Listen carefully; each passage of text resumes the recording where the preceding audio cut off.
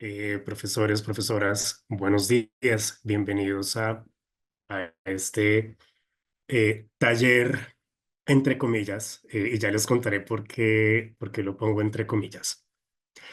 Mm, Como David les contaba, yo hago parte digamos, como estoy en dos áreas dentro de la Universidad del Rosario. Estoy en Poliedro, que es el sistema de evaluación de aprendizajes de nuestra universidad. Pero al mismo tiempo estoy en CEAP, que es el Centro de Enseñanza, Aprendizaje y Trayectoria Profesoral. ¿Por qué sucede esto?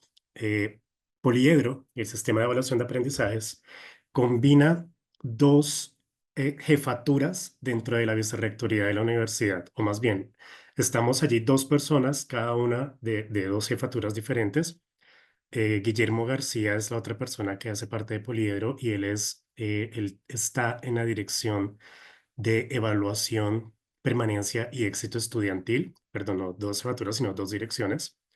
Y yo, que hago parte de SEAP, este centro hace parte de la dirección académica. Entonces, combinamos dirección académica por un lado y dirección de evaluación, permanencia y éxito estudiantil por el otro, porque en ambos lados encontramos cosas que están muy conectadas en términos de la evaluación del aprendizaje de nuestros estudiantes.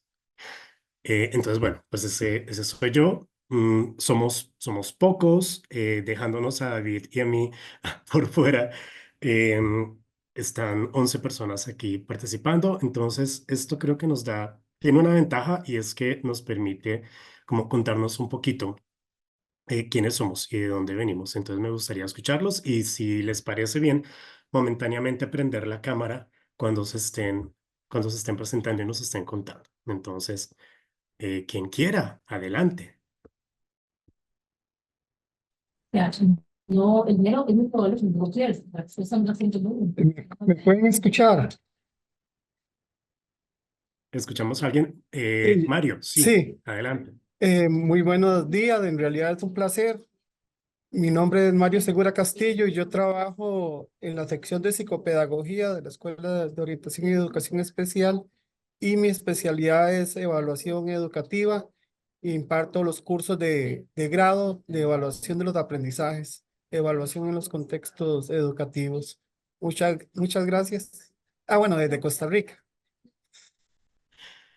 Mario, muchísimas gracias por compartirnos. Adelante, quien quiera. No hay que levantar la mano, simplemente avance. Bueno, voy segundo entonces. Mi nombre es William Du, soy el recinto de Paraíso, del Ancel Atlántico, en la Universidad de Costa Rica, acá en Costa Rica. Soy docente y coordinador de la carrera de bachillerato en turismo ecológico y licenciatura en gestión ecoturística. Es un gusto estar aquí con ustedes. Muchísimas gracias por este valioso espacio. William, muchísimas gracias. Adelante, ¿quién continúa? Buenos días, mi nombre es Shirley Rodríguez, yo también soy de Costa Rica, la Universidad de Costa Rica. Actualmente soy la directora del posgrado de Nutrición Humana y me desarrollo en la Escuela de Nutrición Humana en cursos de seguridad alimentaria y nutricional, investigación principalmente. Shirley, muchísimas gracias, muy amable. ¿Quién Buenos días, continúa? mi nombre es Saily del Pilar García Gutiérrez, laboro en la Corporación Universitaria Minuto de Dios en Colombia, en Bogotá. Estoy vinculada a la unidad de posgrados, acompaño procesos de investigación y de docencia. Bueno, mucho gusto. Saile, muchísimas gracias, bienvenida. Adelante. Hola, buen día. Perdón, tengo un problema aquí con la cámara que estoy tratando de configurar porque estoy con otro equipo que no es el de siempre. Mi nombre es André Cambronero, trabajo en la Facultad de Derecho de la Universidad de Costa Rica y imparto los cursos de investigación. Andrei, muchísimas gracias. Gracias. ¿Quién continúa? Buenos días, mi Yo, nombre es Hugo Pérez, bueno. soy de Costa Rica, trabajo para la Universidad de Costa Rica en la sede de Guanacaste, impartiendo el curso de la carrera de Salud Ambiental allá en sede. También soy estudiante en formación de la licenciatura en docencia universitaria de acá en la Universidad de Costa Rica. Un gusto estar por acá. Víctor, muchísimas gracias, bienvenido. ¿Alguien iba a hablar ahorita también? Sí, A la par. muy Luis, buenos días adelante. a todos. y a todos. Mi nombre es Luis Serrano Franceschi. Bueno, trabajo para la Universidad de Costa Rica en la sede del Caribe eh, y actualmente soy docente en la carrera de informática empresarial. Luis, muchísimas gracias. Con gusto, ¿Quién un continúa? placer para servirles. Buenos días, mi nombre es Ana Yancy Wong, trabajo en la Universidad de Costa Rica. Actualmente estoy estudiando la docencia universitaria en la UCR. Buenos días a todos y a todas. Ana Yancy, muchísimas gracias. Bienvenida. Hola, buenos días. Mi nombre es Débora Rojas. Yo trabajo en la Universidad Estatal a Distancia y en la Universidad Castro Carazo en el laboratorio de fabricación, en el ALAP. Es un placer estar por aquí y muy interesada en el tema. Débora, gracias por presentarte. Bienvenida. ¿Quiénes nos faltan? Hola, buenos días. Mi nombre es Héctor Perdomo. Soy de la carrera de Enseñanza de las Ciencias Naturales en la Universidad de Costa Rica y también, como algunos compañeros por ahí, soy estudiante de la licenciatura en Docencia Universitaria. Mucho gusto. Héctor, mucho gusto y muchas gracias. ¿Nos falta alguien? Buenos días, mi nombre es Carolina Álvarez Fuentes. Yo trabajo en la Universidad de Costa Rica en una sede regional. Pertenezco al Departamento de Educación y entonces colaboro con varias carreras de educación. Carolina, muchísimas gracias y bienvenida también. ¿Estamos todos, creo?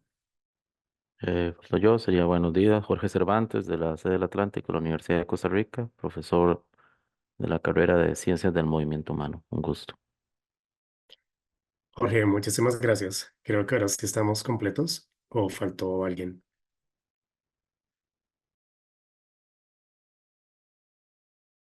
Bueno, creo que ahora sí estamos completos, perdón.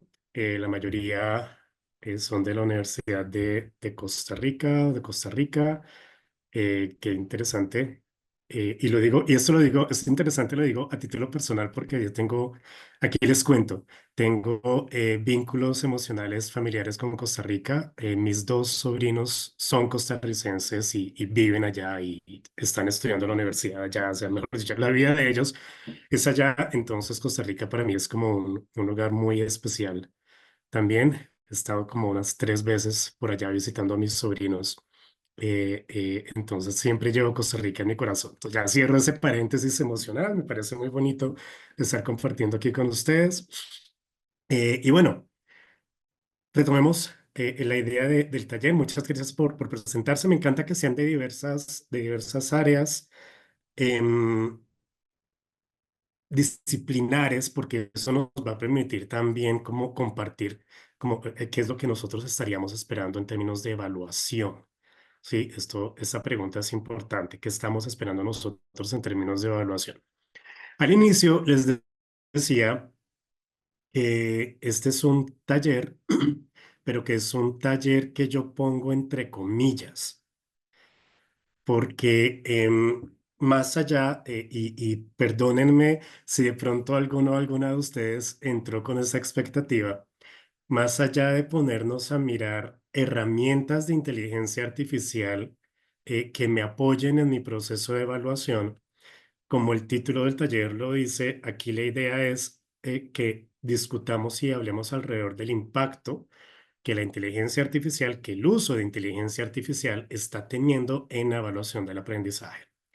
Sí, es como ir un paso más allá, no quedarnos en la herramienta como tal, sino ya las herramientas de inteligencia artificial tienen unos 2, 3 años que se están implementando, y asimismo ya hemos empezado a ver algunos tipos de impacto, algunas cosas que están sucediendo, unas muy positivas, unas otras que yo no diría negativas, pero que sí nos ponen a pensar, que sí nos abren como la puerta hacia cosas que obviamente antes no nos imaginábamos, perdón, pues porque simplemente no existía la inteligencia artificial como la conocemos hoy, era algo muy utópico. pero digamos como que la idea sí es como que vayamos más hacia allá. Y por supuesto, todo centrado en el campo de la evaluación del aprendizaje. Entonces, en ese sentido, por ejemplo, yo quiero que empecemos precisamente por ahí. Bueno, ¿y qué es eso de evaluar aprendizaje y cómo lo estamos entendiendo? Entonces, voy a compartirles una presentación. Bueno, y sí va a haber un espacio en el que vamos a mirar como 3 herramientas, pero no es como para que nos pongamos a aprender las herramientas, pero sí que veamos posibilidades de uso de herramientas en la evaluación del aprendizaje. Acá ya les compartí pantalla y esperen, ponemos esto grande. Bien.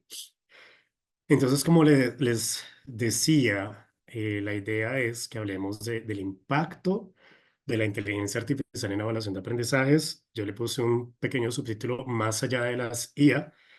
Sí, la idea no es quedarnos en mirar las herramientas, sino vamos un poco más allá.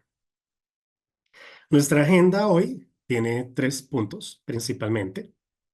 Bueno, ¿qué es eso de evaluar los aprendizajes? Vamos a hablar un poco al respecto.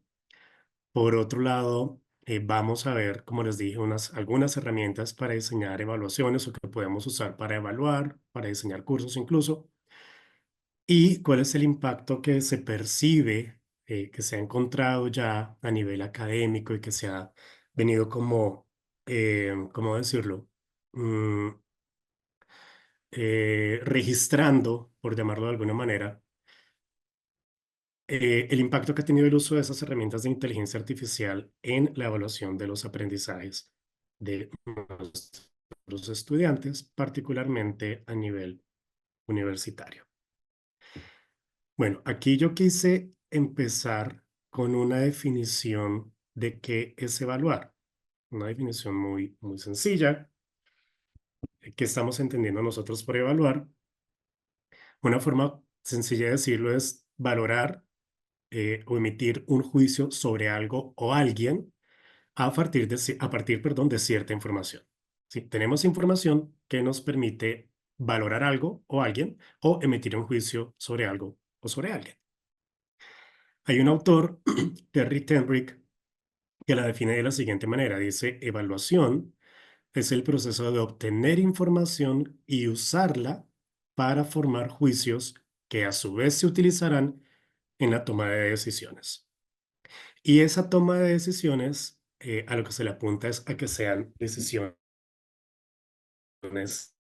de mejora. Esa es una definición muy amplia de evaluación que podríamos aplicarla a diferentes contextos. Por eso en la primera definición se habla de evaluar algo o evaluar a alguien o valorar algo, valorar a alguien. Y aplica perfectamente, por supuesto, en el campo de la evaluación de los aprendizajes, porque a fin de cuentas, nosotros como docentes tenemos, por decirlo de alguna manera, una meta. Queremos lograr una meta con nuestros estudiantes, que es básicamente que logren unos aprendizajes particulares, los aprendizajes dentro de nuestra asignatura, y queremos evaluar qué tan bien o qué no tan bien están nuestros estudiantes avanzando a esos aprendizajes, digamos, durante el proceso, pero al final también nosotros queremos poder decir lograron o no lograron esos aprendizajes, ¿sí? Cuando estamos avanzando en el proceso, la evaluación lo que nos va a permitir a nosotros saber es, bueno, dónde hay que reforzar para tomar decisiones que nos permitan ajustar, no sé, las estrategias pedagógicas u otro tipo o algún tipo de herramienta que estemos utilizando en el curso, en la asignatura, para asegurarnos de que esos aspectos en los que nuestros estudiantes eventualmente están fallando, los mejoren, para que puedan llegar finalmente a esos aprendizajes que estamos esperando que logren al final del curso. Una evaluación al final, solamente al final, por ejemplo, no tendría mucho sentido porque ya no habría nada que hacer con los estudiantes. Es decir, si mi estudiante que perdió el curso, no tiene sentido que yo lo evalúe al final y diga, perdió, pues porque ya lo perdió. Es decir, yo ya no puedo hacer nada con el estudiante no puede hacer nada tampoco para remediar que haya perdido. Pero las evaluaciones a lo largo del curso sí le permiten al estudiante identificar dónde tengo que mejorar y me permiten a mí como docente identificar también dónde están fallando mis estudiantes y qué puedo hacer yo para mejorar mi propia práctica docente para que mi estudiante aprenda de una mejor manera. Entonces, aquí la evaluación también es esas decisiones, nos brinda información que permite tomar decisiones, perdón, que permite valorar a alguien, en el caso de nuestros estudiantes, pero esa valoración al mismo tiempo nos permite, nos retroalimenta y nos permite tomar decisiones sobre cómo podemos avanzar. Entonces, luego de esa definición de evaluación, miremos cuáles son los componentes del proceso evaluativo. Aquí podemos identificar 4 componentes muy relacionados con lo que les mencionaba hace un momento. Búsqueda de indicios. Empecemos por allí. La búsqueda de indicios es, necesito información que me permita saber cómo va mi estudiante. Básicamente es eso. Registro y análisis es, obtengo esa información por medio de algún instrumento y yo analizo esa información para luego, tercer componente, tomar decisiones frente a cómo avanzo en el curso y emitir juicios de valor también. ¿Sí? Mi estudiante está aquí. O decirle yo al estudiante, tú estás acá y tienes que mejorar acá y tienes que mejorar acá. Estás muy bien aquí, pero tienes que mejorar acá. Esos 4 componentes están en permanente juego. Sobre todo porque, recordemos, yo creo que ustedes lo saben, y si no, pues lo repetimos acá. Profesor, tengo por el chat el profesor, perdón, Mario nos dice la evaluación tiene un componente técnico, pero lo fundamental es el componente ético. Vamos a hablar del componente ético porque estoy totalmente de acuerdo con usted, profesor. Es fundamental el componente ético. Ahorita lo voy a retomar.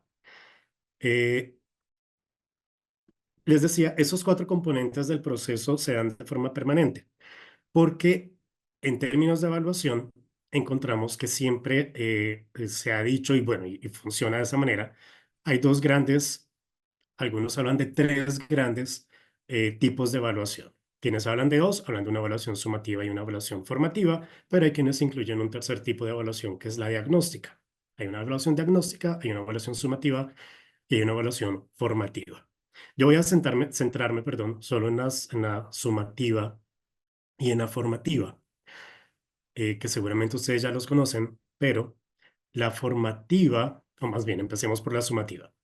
La evaluación sumativa nos permite asignar una valoración que usualmente es numérica, ¿sí? En una escala de 1 a 5, de 1 a 10, de 1 a 100, ¿sí? Independientemente del tamaño de la escala, tenemos una escala numérica en la cual ubicamos a nuestros estudiantes en términos de su aprendizaje. Entonces, el estudiante sabe que si saca un 4 o 5, está bastante bien, muy bien. No ha llegado como al nivel máximo que sería el 5, pero está muy bien. Pero un estudiante que saca un 3.3, un 3.5, de pronto sí dice, ok, estoy muy en la mitad, estoy casi abajo. Usualmente en una escala de 5 por debajo de 3, o sea, 2.9 hacia abajo, ya se pierde una asignatura o una evaluación. Entonces el estudiante pues se preocupa un poco por eso, si está por allá abajo.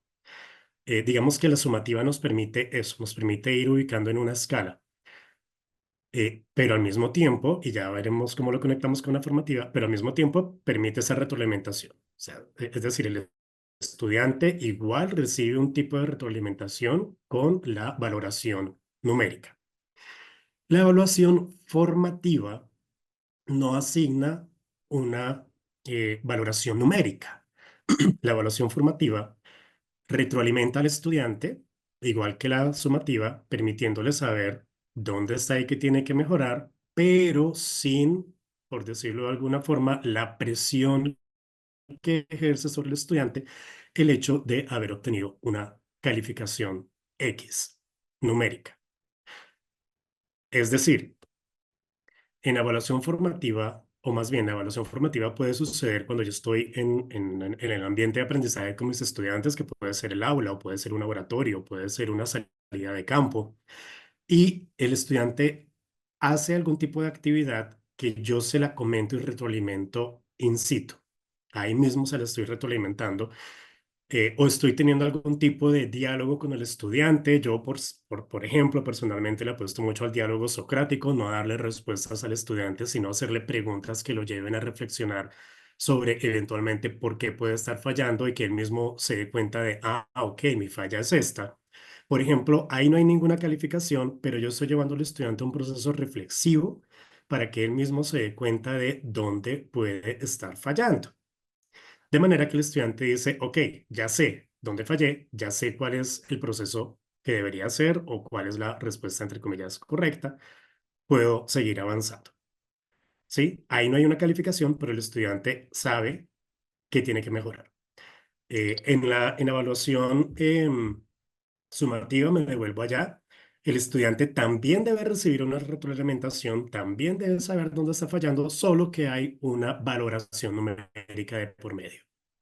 Entonces, ahí los estudiantes, digamos como que también sucede, eso se los digo por experiencia mía y de otros colegas, sucede, y seguramente les ha pasado, que el estudiante le presta más atención a la retroalimentación cuando viene de un proceso de evaluación sumativo, porque hay una nota de por medio y si me fue mal, yo necesito mejorar la nota, y no tanto a un proceso de evaluación formativa.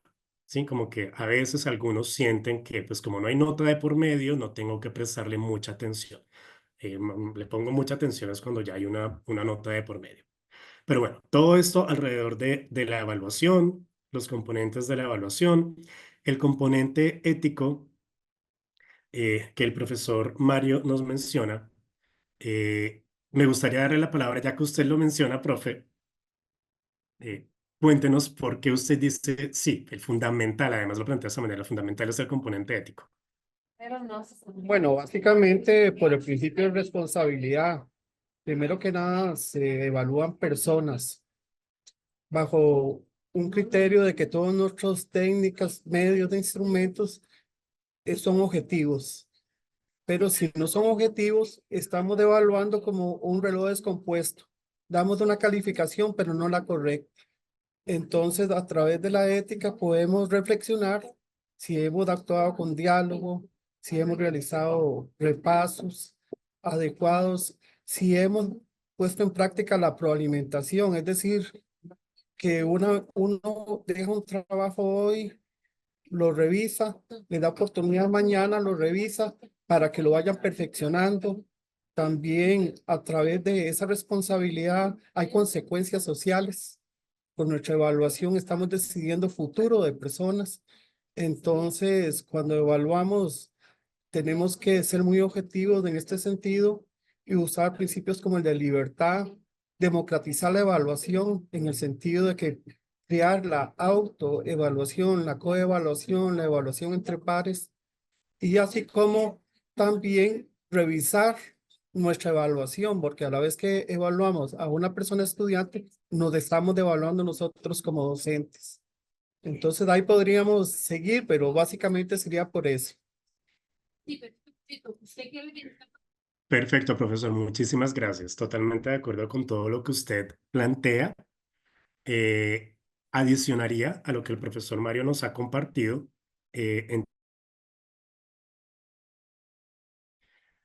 Imagínense que estaba hablando y tenía el micrófono cerrado. Perdón. Profesor Mario, muchísimas gracias por compartirnos su mirada frente al componente ético, que es un componente bastante importante. Estoy totalmente de acuerdo con lo que el profesor nos compartió.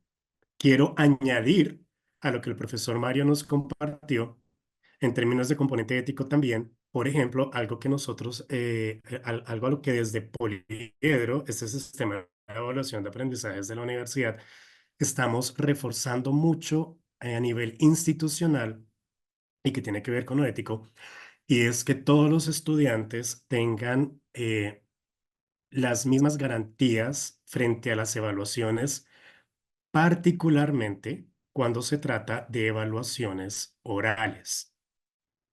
¿Sí? Cuando hay una evaluación oral, puede suceder que dependiendo del estudiante, el profesor actúe de manera diferente también, ¿sí? Porque si yo, y es inevitable, pensémoslo de la siguiente manera, si yo, Diógenes, tengo un estudiante que yo digo es muy inteligente, es muy participativo, saca muy buenas notas siempre y llega a una evaluación oral, yo lo que puedo hacer es facilitarle de manera inconsciente la vida a ese estudiante porque es que yo sé que él es inteligente, entonces no me preocupo mucho por si le va a ir bien o no, porque sé que le va a ir bien. Pero un estudiante que de pronto es todo lo contrario, un estudiante que falta a clase, y ahorita retomo un comentario del profesor Héctor, que habla aquí sobre eso precisamente, la inasistencia. Un estudiante que falta a clase, un estudiante que no saca las mejores notas, un estudiante que no participe en las clases, seguramente es un estudiante que cuando llegue a un proceso de evaluación oral, por ejemplo, yo voy a ser más exigente con él. Y en ese momento yo ya estoy poniéndolo en desventaja frente a otros estudiantes porque yo digo, este es como vago, voy a darle duro. Sí, voy a exigirle fuertemente. Si tengo un pool de preguntas, posiblemente voy a terminar escogiendo preguntas que sean, que yo sé que son exigentes para el estudiante y demás. Eso por un lado. Pero si no hablamos solamente de la evaluación oral y siguiendo con el componente ético, que es fundamental, por ejemplo, también es importante que si, por ejemplo, mis estudiantes tienen que hacer una entrega y la entrega es en una fecha determinada y un estudiante se acerca y me dice, profesor, no logro entregarlo hoy, que es la fecha máxima de entrega. Si yo decidiera darle la posibilidad a ese estudiante de entregarlo posteriormente, le tengo que dar la posibilidad a todos los estudiantes. ¿Sí? Independientemente de que todos los demás tengan el trabajo listo, si yo le digo, ok, tienes 2 días más para entregármelo, yo debería, por ética y equidad, decirles a todos los estudiantes, listo, todos quienes tengan el trabajo hoy y lo quieran entregar hoy bien, pero hay la posibilidad de 2 días adicionales para que hagan ajustes. Los que, aunque lo tengan hoy, podrían hacerle ajustes durante 2 días y lo entregan. De manera que también existe la posibilidad de que, o existe no, éticamente todos tienen las mismas condiciones y no unos tienen mejores condiciones o ventajas sobre otros.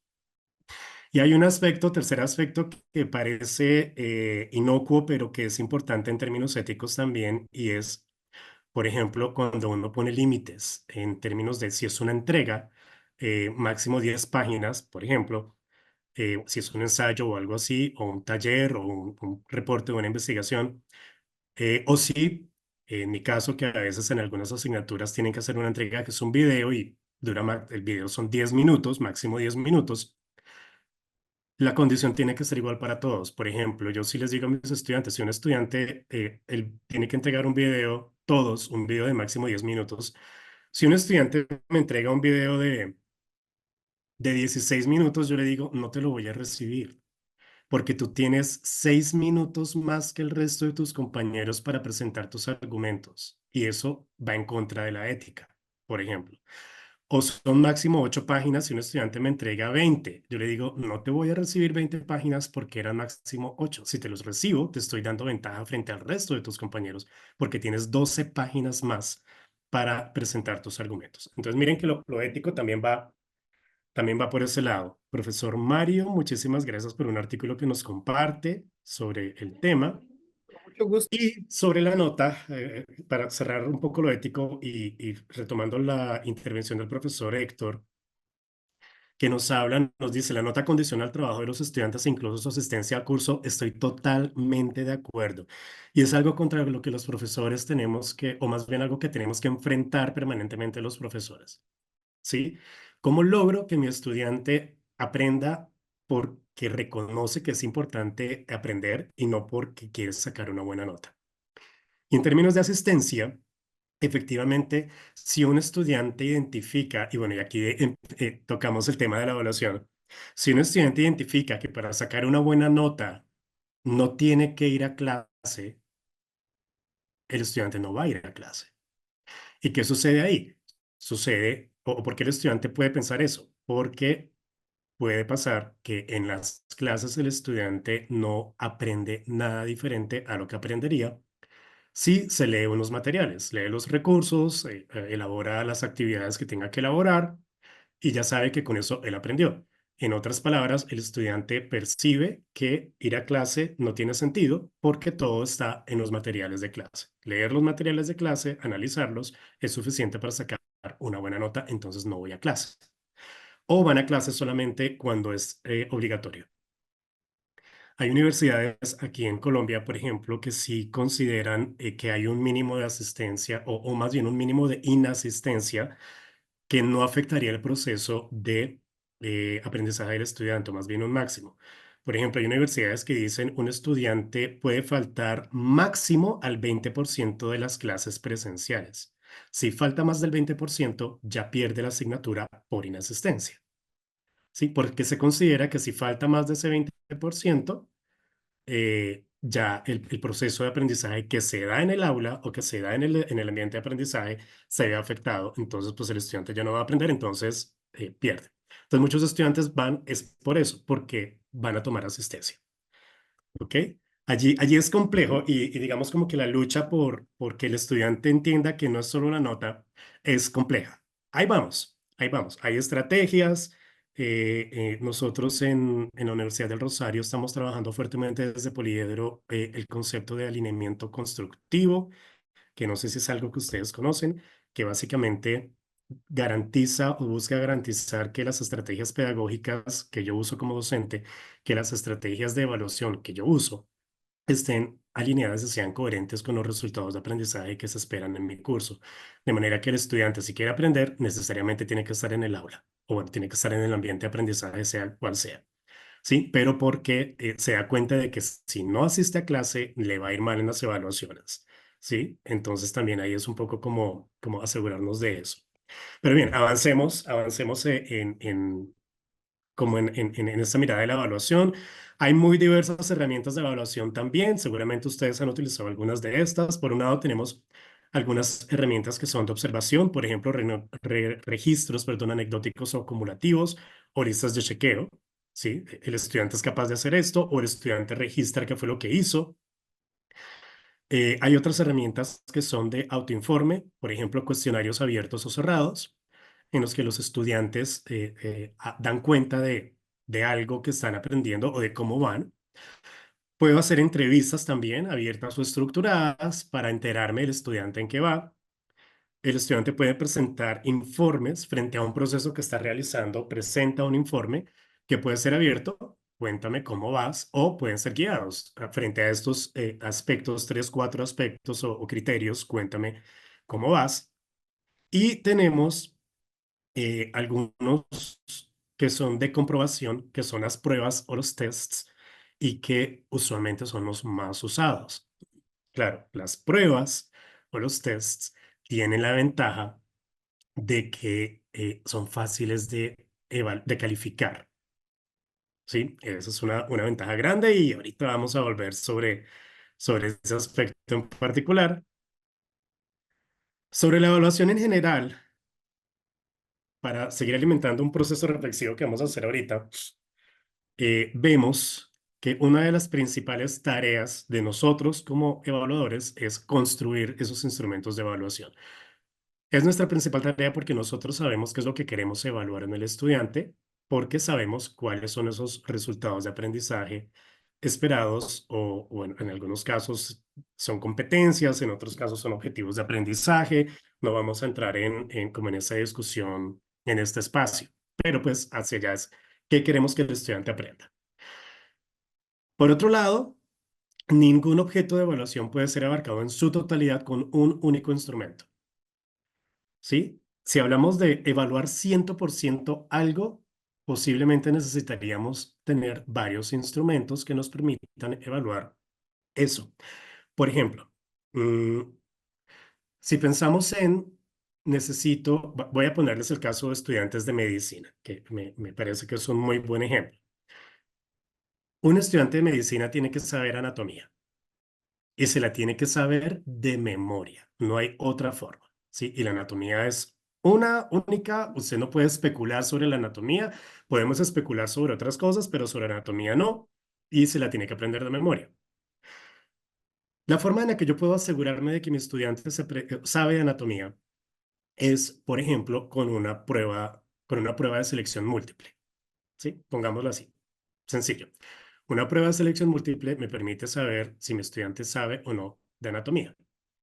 Pero a mí no me interesa que mi estudiante médico eh, se quede en el nivel de, sí, yo sé anatomía y yo puedo recitar la anatomía de memoria. Lo que necesitamos es que ese estudiante use sus conocimientos de anatomía para hacer, por ejemplo, diagnósticos. Frente a una sintomatología, junto con sus conocimientos de anatomía, él pueda diagnosticar a un paciente. Cuando yo quiero evaluar si mi estudiante es capaz de diagnosticar a un paciente, ya la prueba de selección múltiple no me sirve. Seguramente lo que voy a utilizar es un análisis de casos. Entonces yo le doy un caso, llega un paciente con esta sintomatología durante tantos días, bla, bla, bla, bla, todas las indicaciones.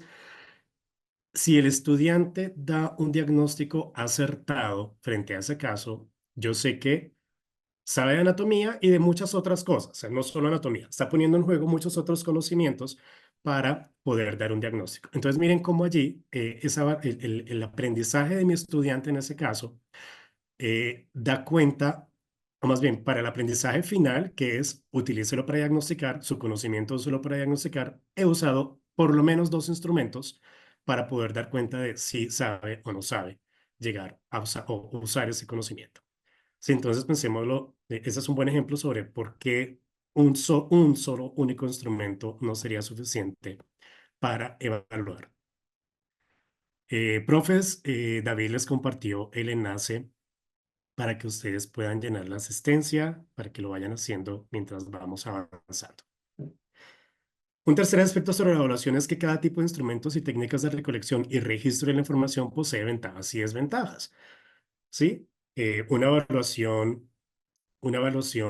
prueba de selección múltiple tiene la ventaja, por ejemplo, de que yo puedo asegurarme de que el estudiante tenga ciertos conocimientos de manera muy clara. Puedo ver si los tiene de manera concreta, clara, ¿sí? Frente a teorías, frente a procedimientos que tienen una sola forma de hacerse y demás, frente a unos conocimientos puntuales. Pero puede tener desventajas y es que, por ejemplo, yo no puedo saber cuál fue el proceso reflexivo que llevó a cabo mi estudiante para tomar la decisión de escoger una respuesta incorrecta que para el estudiante por algún motivo era correcta, ¿sí? Más allá de la memoria, ¿sí? Y así va a ser con todos los instrumentos de evaluación. Entonces es importante que uno reconozca también para qué me sirve, qué ventajas tiene, pero qué limitaciones tiene. Y ahí es cuando, por ejemplo, uno empieza a combinar instrumentos de evaluación. Un cuarto aspecto es que la idea de complementariedad debe orientar la construcción y selección de los instrumentos a emplear, relacionado con el aspecto anterior. Eh, ¿Para qué me sirve ese instrumento? ¿Qué limitaciones tiene? Y frente a esas limitaciones, ¿cuál otro instrumento sí podría utilizar que supla, digamos, esas limitaciones? Y ahí empiezo a combinar. Y por último, existen muchas clasificaciones de instrumentos, por lo que es necesario incluir cierta variedad de los mismos en la tarea de evaluación. Ahora, cuando hablamos de cierta variedad de los mismos, no se trata de vamos a llenar a los estudiantes de instrumentos, de múltiples instrumentos de evaluación. Se trata de cuáles son los más adecuados, y hago énfasis en adecuados para lo que yo quiero evaluar. Y el énfasis no es en vano, el énfasis es porque a veces a mí me preguntan colegas, ¿cuál es la mejor forma de evaluar X? Y yo le digo, no, no hay una mejor forma de evaluar. Lo que necesitamos es identificar qué es lo que usted espera evaluar. Y frente a lo que usted espera identificar en esa evaluación, miremos cuál es el instrumento más adecuado para evaluar. Pero no quiere decir que sea el mejor porque es muy difícil porque va a depender. Lo de mejor depende de qué es lo que yo quiero y lo que sea mejor para mí posiblemente para otro colega no va a ser. yo podría decir es que la mejor forma de valorar a los estudiantes es poniéndoles análisis de caso. Y un profesor que les enseña cálculo diferencial dirá, no tanto para mí, eso no le veo mucha utilidad al análisis de casos. En algunos momentos sí, en otros no. En fin, entonces ahí dependerá también de las necesidades de evaluación. Eh, Hay una pregunta en términos de evaluación y es si se trata de medir. Hablábamos de evaluación sumativa y de evaluación formativa y yo les decía en la sumativa sí hay una escala de medición, ¿sí? Pero entonces si yo estoy midiendo, tiene que haber un propósito claro y es ¿para qué medir? ¿Sí? ¿Por qué yo quiero medir? Tengo que definir qué es lo que yo voy a medir, el aprendizaje, en ese aprendizaje que yo estoy evaluando, en qué consiste y cómo lo puedo yo ver. Importante eso, ¿cómo puedo yo ver que mi estudiante está logrando o no? Debo identificar y caracterizar al sujeto a quién voy a evaluar, a quién le voy a medir algo, ¿sí? Estos estudiantes, ¿en dónde están? Pueden ser mis estudiantes del mismo curso, pero cuando estamos empezando el semestre, estos estudiantes tienen ciertos conocimientos, cuando vamos a mitad tienen otros más avanzados y al final pues deberían tener otros mucho más avanzados. Entonces yo tengo que saber también qué tipo de evaluación puedo yo aplicar en cada uno, en cada momento. Si lo que quiero ver es cómo avanzan en el logro de los resultados de aprendizaje, que es diferente a lo que usualmente, mentiras, usualmente no, lo que a veces sucede en algunas asignaturas y es que el profesor dice, pues voy a hacer 3 momentos de evaluación sumativa y son acumulativos. En el primer momento voy a evaluar estos temas, en el segundo momento estos temas incluyen los del primer momento más estos y al final voy a evaluar todos los temas del semestre. Noten mi énfasis en temas. Ahí yo estoy evaluando contenidos y la capacidad de los estudiantes de aprenderse esos contenidos, mas no estoy evaluando qué han aprendido los estudiantes en términos de qué se espera que ellos sean capaces de hacer con el conocimiento que tuvieron a lo largo del semestre, o que vayan siendo capaces de hacer o que sean capaces de ir aprendiendo y aplicando a lo largo del semestre. Entonces ahí también tenemos que tener en cuenta nosotros qué tipo de evaluación estamos haciendo. ¿Estamos evaluando unos contenidos y unos temas o de verdad estamos evaluando lo que esperamos que aprendan nuestros estudiantes más allá de que para poder dar cuenta de que han aprendido, tengan que aprender sobre ciertos contenidos y sobre ciertos temas, por supuesto. Una cosa no quita la otra.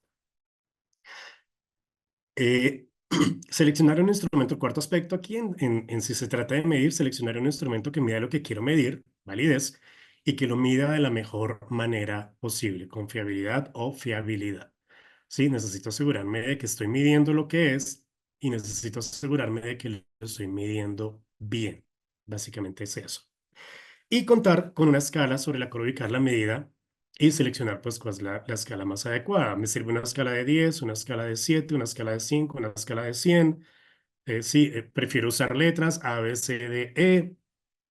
Eso ya depende de el tipo de escala que considere más adecuada y que sea también una escala comprensible, perdón, para los estudiantes.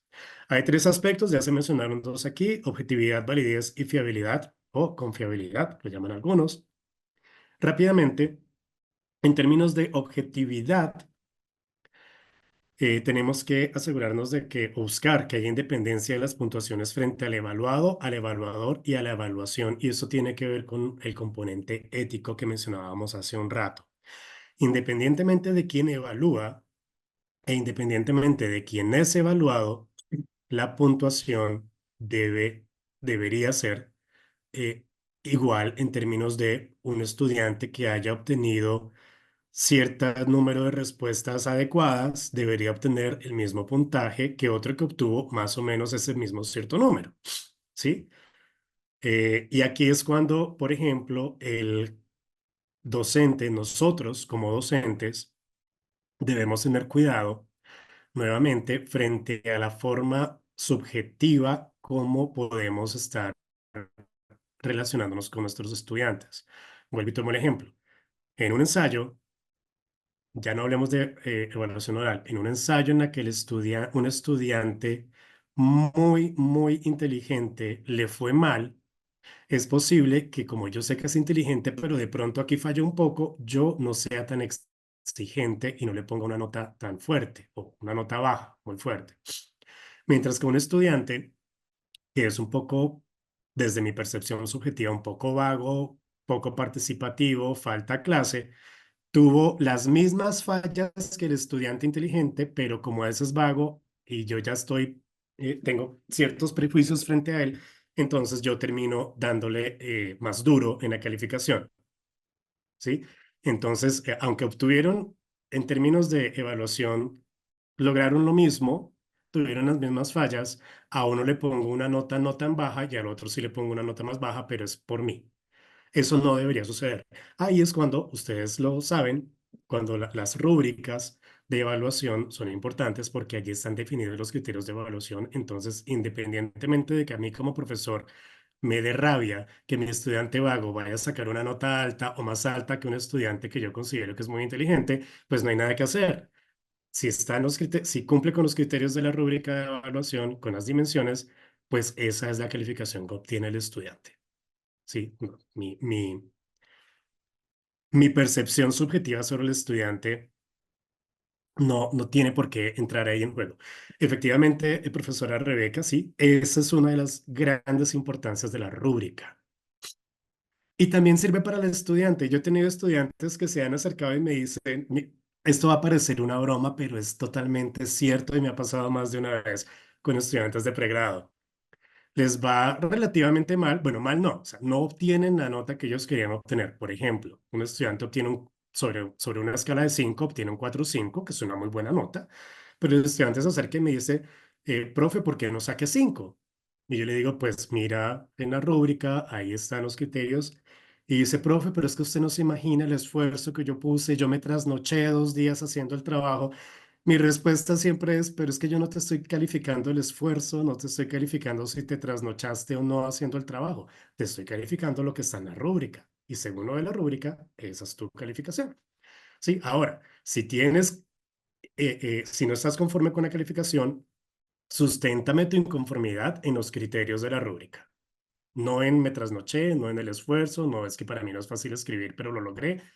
Esos criterios están por fuera. Entonces ahí es una de las importancias de la rúbrica y ahí aparece el componente ético también en términos de debo evaluar a todos los estudiantes bajo los mismos criterios, que es el siguiente aspecto que aparece aquí en objetividad, criterios fijos de aplicación, calificación e interpretación.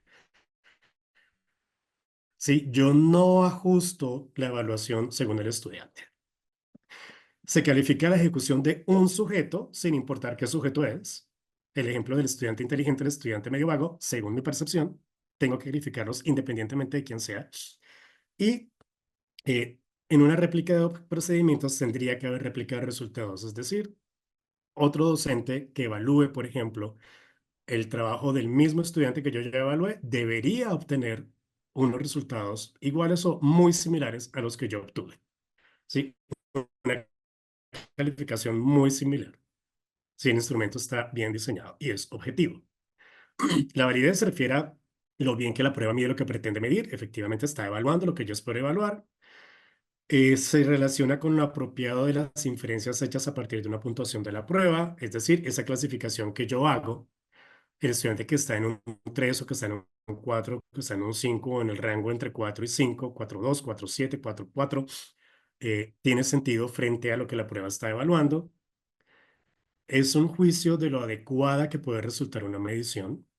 ¿Sí? Si yo aplico la medición, la evaluación a varios estudiantes que obtienen resultados similares, o más bien, que tienen desempeños similares, la evaluación debería dar resultados similares. Y está referida al qué estoy evaluando y al para quién estoy evaluando. La profesora Débora nos dice aquí, me pasa lo mismo, debo repetir muchas veces que en la rúbrica y muchos no lo hacen. Totalmente de acuerdo, profesora. ¿Sí? Lo que he hecho es hacer juegos en línea de trivias con World World, Quiz Venture, Genially, donde se preguntan los detalles de los aspectos de la rúbrica. Es una buena estrategia, nunca lo había pensado. Pero sí, muchas veces los estudiantes no leen las rúbricas y después se están preguntando por qué obtuve esa calificación. y cuando uno les muestra la rúbrica, es que uno se da cuenta de, no la miraste, no tuviste en cuenta la rúbrica. Sí, yo ayer estaba calificando unos trabajos y yo decía, pero a este trabajo le falta la mitad de lo que estaba en las instrucciones en la rúbrica. O sea, claramente el estudiante no lo miró. Y por último, fiabilidad, o podemos hablar de precisión también, consistencia de la medida, aplicarla debería aplicar a diversos estudiantes, debería dar cuenta de la medida si el desempeño es igual o debería ser similar. Medir confiablemente es medir con la menor proporción de error. Estudiantes con el mismo desempeño, insisto, obtienen más o menos la misma valoración. Hay que ser conscientes de que puede haber un error siempre, hay que definir cuáles serían esos niveles aceptables de error. El error puede ser aleatorio o sistemático, sí, puede que pase en algún momento simplemente o puede que esté dándose todo el tiempo. Si se está dando todo el tiempo, tengo que ajustar mi instrumento. Pero el error también puede provenir de diferentes fuentes, dependiendo de condiciones en las que yo esté aplicando la evaluación, el momento en el que lo esté aplicando, el tipo de evaluación que yo esté utilizando y demás. Pero bien, todo esto, me voy a saltar este decálogo por tiempo, pero se los voy a compartir, ¿sí? Son como las 10 cosas que yo debo tener en cuenta como evaluador. Aquí están las 10 en 2 diapositivas y quiero que pensemos rápidamente en estas preguntas. No vamos a alcanzar como a entrar en profundidad, pero quiero que cada una de ustedes piense alrededor de estas 6 preguntas. ¿Qué es lo que yo evalúo y qué tipos de herramienta utilizo cuando estoy evaluando el aprendizaje de mis estudiantes? ¿Cuál es el propósito de la evaluación? ¿Qué ventajas y desventajas tienen mis evaluaciones? ¿Qué he identificado yo en mis evaluaciones como algo que es una ventaja o que es una desventaja? Para el aprendizaje de los estudiantes, ¿son relevantes y pertinentes mis evaluaciones? Seguramente voy a decir que sí. La invitación aquí es para esta cuarta pregunta. Piensen en los objetivos de aprendizaje, en aquello que ustedes esperan que sus estudiantes aprendan y sean autocríticos y piensen si eso es lo que yo espero que mi estudiante aprenda, si es relevante esta evaluación o estoy metiendo una evaluación que no le brinda mucho al estudiante en términos de saber cómo va su proceso de aprendizaje. Y muy a término personal, las últimas 2 preguntas. ¿Cuándo fue la última vez que a mí me evaluaron de alguna manera? Sí, como a los docentes también nos evalúan. Posiblemente la última vez que los evaluaron a ustedes fue la evaluación de docencia. Sí, en la Universidad del Rosario hablamos de evaluación de percepción de la docencia, que entre otras, David, que hizo la presentación de introducción del curso, David es parte del equipo de evaluación de percepción de la docencia de CEAP, de nuestra universidad. Y frente a cuándo fue la última vez que me evaluaron, pregúntense también si ustedes consideran que los evaluaron bien. Y ustedes definen para mí qué sería que me evaluaran bien. ¿Ok? Y tengan en cuenta todo lo que hemos discutido hasta este momento para esa reflexión. ¿Ok? Se las dejo allí. Tenemos una participación en el chat. Los medios, técnicas e instrumentos conforme evaluamos a las personas estudiantes también nos están evaluando. Totalmente de acuerdo, profesor Mario. Sí, los resultados de evaluación de nuestros estudiantes, del aprendizaje de nuestros estudiantes, también nos dicen a nosotros cómo vamos como docentes. ¿Sí? Es una retroalimentación para nosotros también. Si hay si en una evaluación particular hay un aspecto en el que mis estudiantes fallaron de manera sistemática, no es que mis estudiantes no saben. Posiblemente yo como docente no logré en ellos esos aprendizajes. De pronto las estrategias pedagógicas que utilicé no fueron las más adecuadas para que lograran ese aprendizaje esperado. Sí, entonces a ello deberé ajustarla, perdón, para asegurarme de que ellos aprendan. Algo que en alguna ocasión me decía, bueno, en un par de ocasiones me ha sucedido, docentes que me dicen, pero si el estudiante es malo, yo no puedo hacer nada. Por ejemplo, ¿sí? que también es una percepción que hay un autor, John Biggs, que la critica mucho y es, a veces los docentes nos movemos desde la idea de que los estudiantes o son buenos o son malos. Si son buenos, van a avanzar muy bien. Si son malos, yo no puedo hacer nada al respecto. Al contrario, si son malos, ahí es donde yo tengo que poner, como decimos acá, poner el acelerador. Sí, ahí es donde tengo que enfocarme en esos estudiantes, por qué esos estudiantes están fallando en el proceso de aprendizaje y de qué manera yo puedo apoyarlos. Bien, quería preguntarles si tienen algunas experiencias personales sobre el uso de inteligencia artificial, si alguno de ustedes ha venido utilizando inteligencia artificial que nos pueda compartir rápidamente. Tal vez Hola, en buenos mi días. Adelante, profesora. Buenos días. En el caso del taller de investigación, ellos deben generar un protocolo y hemos estado utilizando herramientas para la construcción de ideas que puedan favorecer el desarrollo de su propuesta. Ok, profesora Shirley, muchas gracias. Alguien más iba a En- participar ahorita, pero no alcancé a ver quién Sí, era. en mi caso, hola, Adelante. he utilizado el chat GPT para hacer rúbricas de evaluación. Yo le pongo los criterios y fácilmente me estructura la rúbrica para mis cursos.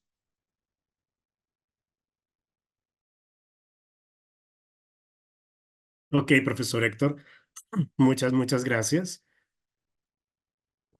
¿Alguien más usado? Bueno, por aquí el profesor Mario. Ah, pero creo que es con respecto a lo anterior también. En cuanto a una herramienta, Básicamente, bueno, disculpe. perdón, en cuanto a una herramienta de inteligencia artificial que utilizamos mucho, es el Turnitin para hacer una evaluación justamente de documentos, generalmente trabajos de investigación, para evitar el plagio o la repetitividad en otros documentos en ese sentido. Ok, Víctor, muchísimas gracias.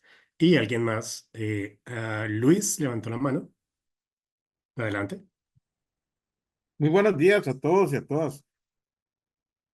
Bueno, yo Buenos días, Luis. quisiera más bien lanzar algunas ideas porque hay una preocupación que me tiene. Es pensando cómo evaluar a los estudiantes en esta época de la inteligencia artificial y no tanto cómo utilizo yo la inteligencia artificial para evaluar. Yo, a mí me hace gracia porque algunos estudiantes me dicen, profesor, ¿no puede ser más específico en lo que quiere? Le dice, claro, para ser más específico es para decirle al chat, bueno, a la inteligencia artificial que le monte algo. Yo el semestre pasado tuve una, una situación interesante. Resulta que yo pedí un trabajo, un pequeño ensayo de una película que proyectamos, Figuras Ocultas, y tiene que ver un poco bueno, no voy a contar la película, pero en realidad ellos tenían que hacer una pequeña comentario de la película. Pues resulta que 3 estudiantes entregaron el mismo comentario y yo fácilmente les dije 0 a cada uno y se acabó. La universidad no está para hacer plagios y hay toda la historia de eso. Pero resulta y me juraron y perjuraron que ellos no habían copiado. O sea, que ellos no ni se conocían, que ni sabía quiénes eran. O sea, y yo te digo, pero aquí están, y tienen razón. ¿Y qué era? Ya me pongo yo a hacer, y está bien, me metí al chat GPT y obtuve el mismo resultado con los parámetros que yo le había dado. Aquí el tema de reflexión es, bueno, ¿qué torta? Porque ya, ¿y cómo hago para evaluar a ese estudiante? ¿Hizo mal en usar las herramientas? ¿No deben usar herramientas de inteligencia artificial? ¿A quién le pongo la calificación? ¿Al chat GPT o a los estudiantes? No sé. Es un tema bastante curioso. Bueno, tengo más para decir, pero no le quiero robar el tiempo a los demás. Eso es más o menos mi preocupación ahorita en términos de cómo evaluar los aprendizajes en esta época tan tan interesante con la inteligencia artificial. Gracias. Yo quería hacer un comentario, si me lo permiten. Adelante, profesor Mario. Yo la uso mucho, pero es que hay que saber en el nivel taxonómico en que uno lo utiliza. Por ejemplo, yo les puse el gráfico de Miller 1990. En el gráfico de Miller 1990 indica que en el que la inteligencia artificial, cuando nosotros dejamos tareas de resúmenes, síntesis, hacer mapas, es un nivel muy, muy básico, que ahí la inteligencia artificial lo hace súper bien. En el segundo nivel, en el nivel competencial, es cuando uno les dice, usen la inteligencia artificial, lleven el trabajo a clase y comparémoslo, mejorémoslo, arreglémoslo, desarmémoslo. Pero más importante es en el nivel de desempeño donde la inteligencia artificial ya no logra tanto esos niveles de desempeño, básicamente. Entonces yo lo uso en ese nivel, es decir, está bien que lo usen, que hagan un resumen, una tarea, un gráfico, un mapa. Es perfectamente legítimo lo que ellos lo utilicen y hay que incentivarlos. Pero ya cuando uno comienza en el saber hacer, que es del nivel competencial,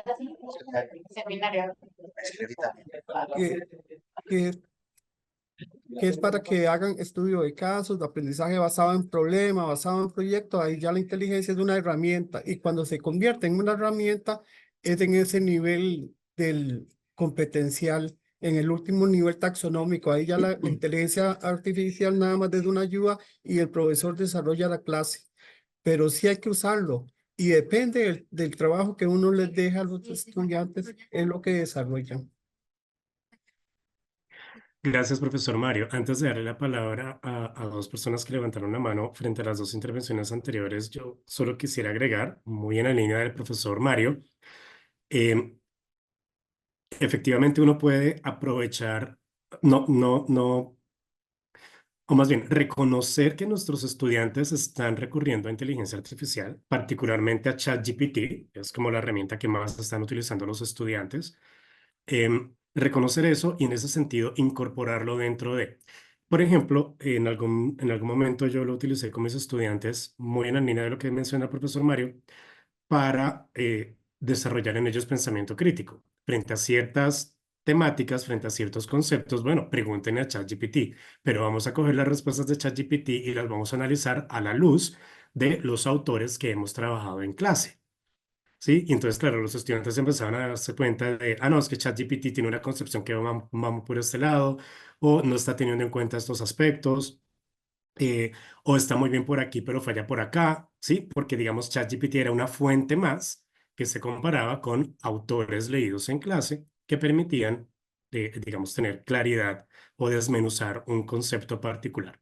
Entonces, por ejemplo, esa es una manera en la que uno puede coger y, listo, sé que van a buscarlo allá, tienen que entregar un trabajo sobre eso, que el trabajo sea, analice lo que le dice ChatGPT, pero analícelo a la luz de lo que usted está aprendiendo y los autores que he leído acá en el curso. Es solo una posible forma de hacerlo. Profesora Carolina, adelante. Buenos días, gracias. En mi caso, dependiendo del tipo de curso que yo imparta, hago uso de la inteligencia artificial. Eh, en este momento, por ejemplo, estoy dando un curso que se llama Didáctica General.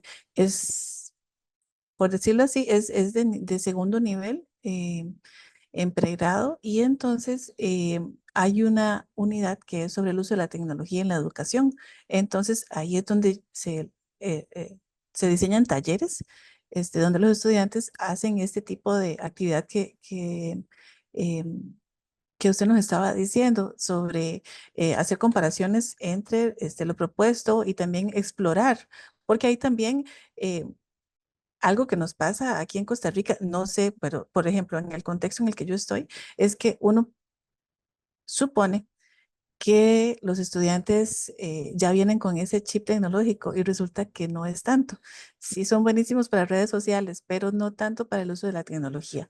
Entonces, por ejemplo, en este tipo de curso que es de segundo año, empezamos a explorar eso. Ya después sí me corresponde impartir lo que llamamos didácticas específicas, que ya es un nivel más superior.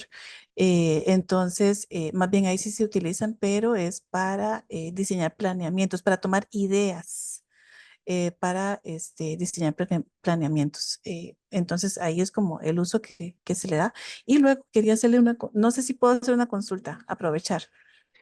Aprovechemos. Gracias. Ahorita por ejemplo, en este curso de didáctica general, no hay exámenes, lo que tenemos son talleres y también hay algunos foros, pero no hay examen, ¿no? Entonces, en los talleres, lo que hacemos como cátedra es, por ejemplo, si vale un taller 10%, tomamos un 2% para coevaluación o autoevaluación. El porcentaje es pequeño, pero es como para ir tratando de ir haciendo conciencia. Igual, como les dije, este es un curso que es de segundo año, entonces es para ir haciendo conciencia de ese tipo de evaluación, porque es algo a lo que los estudiantes no han venido acostumbrados. Si uno hace 50-50 con evaluación o coevaluación, ¿no? Entonces es como algo muy pequeñito para ir ayudándoles a hacer conciencia de la importancia de la responsabilidad del trabajo que tenemos que realizar cada uno. Profesora Carolina, muchas gracias. Estoy de acuerdo con usted, es importante la autoevaluación y la coevaluación, pero lamentablemente, como nuestros estudiantes no están acostumbrados, igual nos pasa acá, entre ellos existe como cierto acuerdo implícito de si tengo que evaluar a mis compañeros, los voy a evaluar bien, para que ellos me evalúen bien a mí también. Sí, aquí, por ejemplo, hemos hecho el ejercicio de diseñar rúbricas también para la coevaluación y la autoevaluación. A veces funciona, a veces no tanto, entonces por eso también seguimos dándole un porcentaje bajito. Ya cuando uno está a nivel de maestrías, por ejemplo, ya es otra cosa. Si son más autocríticos, son personas, digamos, como que entienden como cuál es la idea de yo no me voy a poner a cubrir a mis compañeros porque sí, he visto que han fallado en cosas, pues lo voy a decir. Y obviamente siempre lo mantenemos, supongo que ustedes también, de forma anónima, para que los estudiantes no la cojan unos contra otros, como decimos nosotros acá. Gracias, profesora Carolina. Profesora Débora, usted había levantado la mano también. Gracias, sí. Bueno, contarles un poquito mi experiencia. Yo trabajo para una universidad pública y una universidad privada. La universidad pública es a distancia. Entonces ha sido bastante interesante porque definitivamente es una población particular con características muy especiales.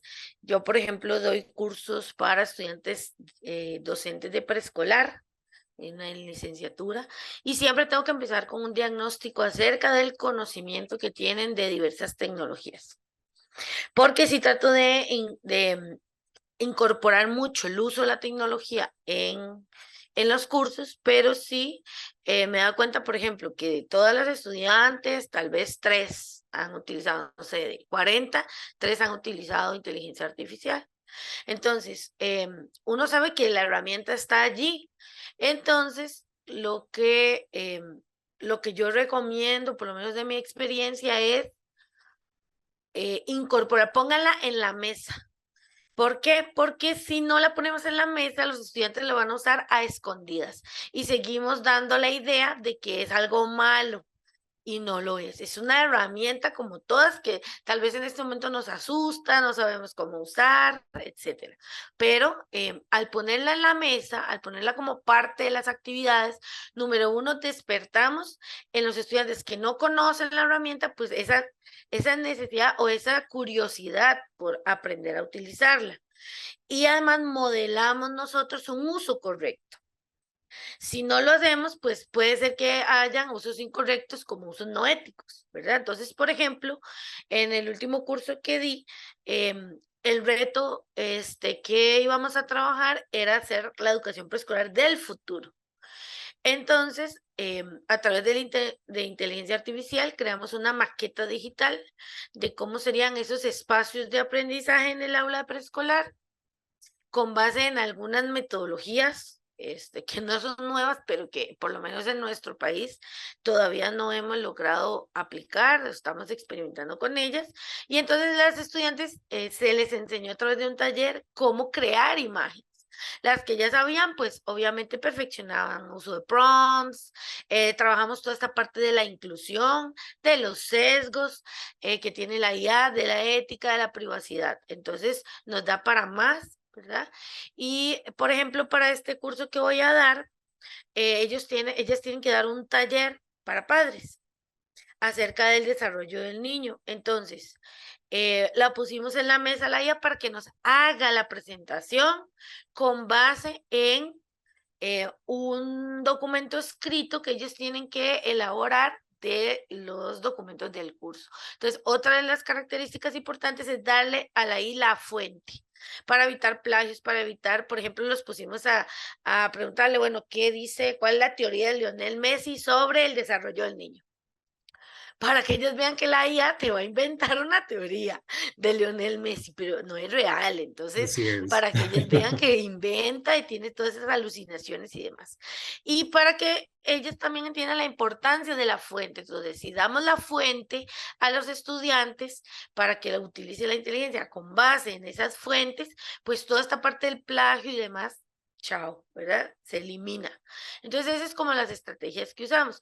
Y otra cosa también muy importante, o que nos parece muy importante, es comprender que la forma en la que evaluábamos antes, todas estas partes de memoria, de resumen, de sintetizar, de opine, todo esto ya tenemos que utilizarlo de otra forma, porque la inteligencia artificial definitivamente nos hace ese trabajo. Entonces, quiere decir que un humano ya no necesita leerse esa gran cantidad de cosas, información para sintetizarla y demás. Ya eso nos lo hace la inteligencia artificial. Entonces, ¿qué podemos hacer? Bueno, hagamos uso de esa síntesis, de esa información para producir. Nosotros, ahora sí como humanos, y dejamos a las máquinas hacer las máquinas y a los humanos, pues hacer toda la parte de creatividad, de producción, de productos de comunicación, etcétera.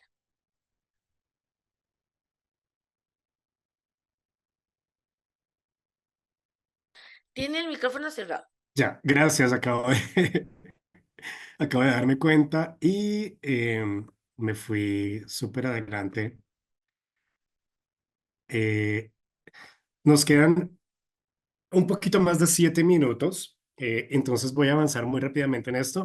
Yo quería mostrarles estas 3 herramientas. Bueno, ChatGPT, ustedes la mayoría ya lo conocen. Hay una herramienta que se llama CurseBox. CurseBox es una herramienta a la que, por ejemplo, yo le doy una temática y me arma todo un curso sobre la temática. ¿Sí? Me arma las unidades, cuáles son los temas, me arma resúmenes frente a cada uno de los temas y me arma evaluaciones. Si yo le pido también las evaluaciones, me las arma.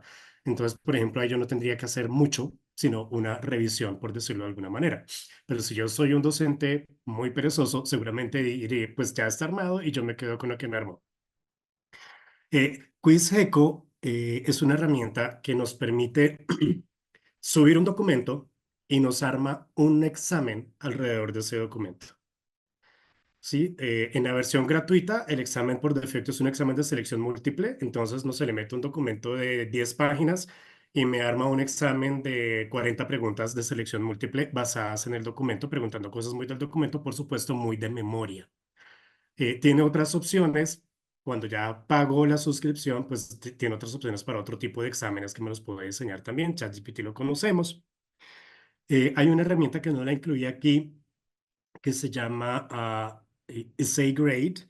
EssayGrade es para evaluar ensayos. Yo meto un ensayo y me lo evalúa, pero tiene la desventaja hasta este momento que solo funciona en inglés. Básicamente tiene una gran, es un programa alimentado con una gran base de datos de escritos en inglés, desde la gramática, desde la coherencia de ideas, estructura, además, que debe cumplir un escrito. Y entonces, basándose en toda esa información, yo le meto un ensayo, subo un ensayo y el programa me lo retroalimenta. La retroalimentación es muy detallada, pero la desventaja es que es en inglés. Pero, por ejemplo, ahí ya yo me ahorraría como tener que leerme el ensayo. Sin embargo, pues ahí es cuando aparecen y voy a ir muy rápido porque nos quedan menos de 5 minutos, estos impactos.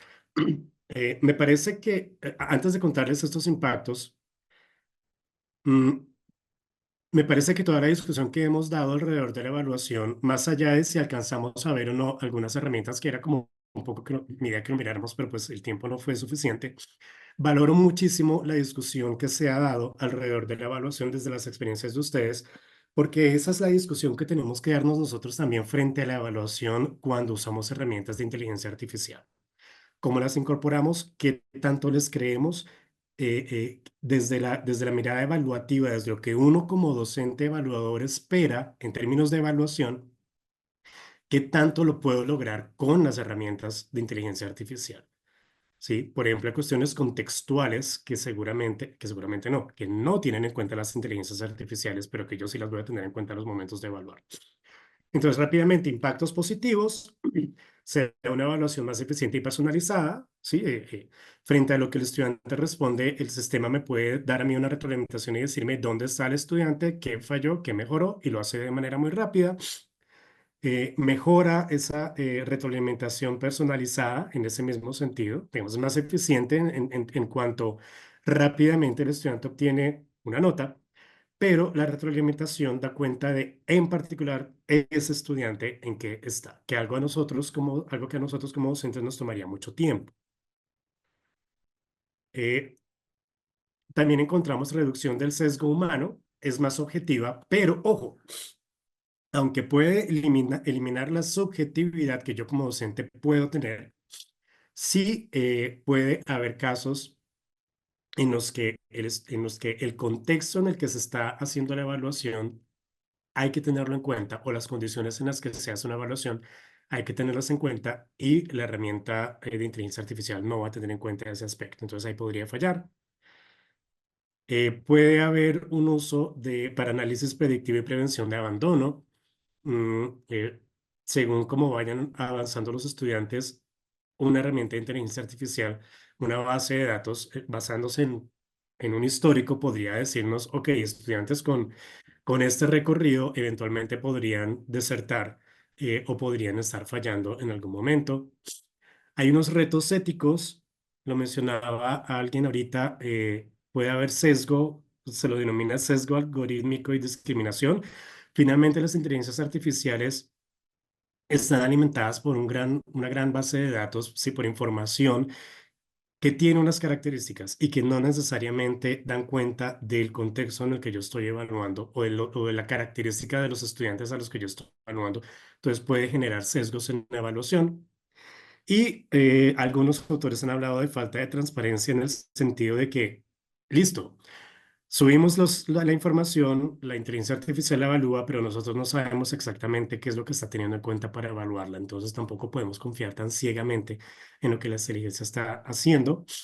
Empezaríamos a depender mucho de la tecnología también, entonces ya la figura de nosotros docentes evaluadores no tendría mucho sentido. Y lo que nos ha preocupado a todos, que es la privacidad y uso de los datos. ¿Qué está pasando con esta información que nosotros estamos subiendo a estas inteligencias artificiales? ¿Quién se está quedando con esa información? Se habla de unas posibles consecuencias futuras, deshumanizar la evaluación, ¿sí? Ya no hay una interacción con el estudiante, sino que el estudiante automáticamente recibe una retroalimentación de un software. Cambios en las habilidades evaluativas de los docentes. Yo me despreocupo, yo ya no tengo que preocuparme por evaluar, yo pongo unos parámetros y la inteligencia artificial hace el resto, sin tener en cuenta a los estudiantes, contextos y demás, como yo les he mencionado. Pero pues una posible evaluación, perdón, una posible consecuencia futura positiva tiene que ver con la evolución de la educación personalizada. ¿Sí? Porque entonces ya con inteligencia artificial y teniendo en cuenta las particularidades de cada estudiante y el avance de cada estudiante, pues la cuestión ya sería más objetiva, digámoslo así, personalizada. Listo, con esto vamos a cerrar. Un poco de afán, discúlpenme, nos quedan 40 segundos para que se nos cierre la sesión. Voy a buscar la forma de hacerles llegar la presentación y hay una información adicional sobre herramientas que podrían utilizar ustedes para hacer sus evaluaciones de aprendizaje. Como les dije al inicio, la idea de este taller, más que centrarnos en las herramientas, era centrarnos en una mirada crítica frente a las herramientas y ver qué es lo que algunos autores ya han venido identificando al respecto. Muchísimas gracias por su participación. Les deseo un muy buen resto de día y espero que sigamos en contacto.